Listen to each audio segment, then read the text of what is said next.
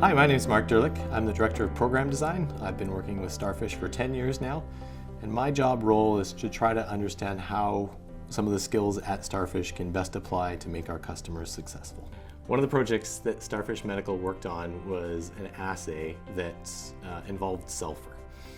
And the client was using a pretty large packed bed of gold and flowing that sulfur-based particle through the gold bed, and it was then binding to the gold particles. After the sample had flowed its way through, there was then an electrical charge that was provided to the gold bed, liberating those sulfur particles, and then were subsequently quantified through an HPLC, high pressure liquid chromatography.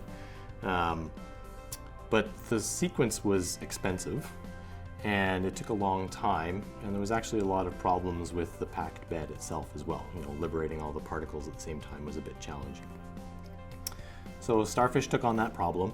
We tried to figure out alternative solutions that would make sense from the various constraints, and bounced a lot of those ideas back and forth with the client, trying to figure out, does this work, does that work at a fundamental level. I'll save a lot of the story in terms of what the alternatives were, but the final end solution involved leveraging an off-the-shelf surface plasmon resonance sheet, which in of itself is roughly 100 angstroms thick gold layer that is deposited on the top surface of a glass slide. And the interesting and compelling theory behind some of the thoughts that were being bounced around was that as the sulfur bound to that surface of gold, it would actually change the electrical impedance of it, because you're binding the valence electrons that are sitting on the surface of this surface plasmon resonance slide. And weren't sure if it was going to work, but in a very quick benchtop experiment, we were able to quantify pretty large variations in impedance using this thought, this hypothesis. What was the end result to the customer in this instance?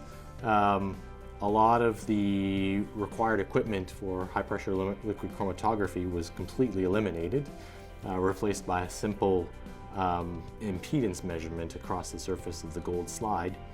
As well, it provided a lot more flexibility in the assay, and I can't get through some of the details there, but nonetheless, it increased the capabilities and capacities of the assay from a sensitivity and specificity perspective as well. So it was a pretty interesting solution to a pretty constrained problem.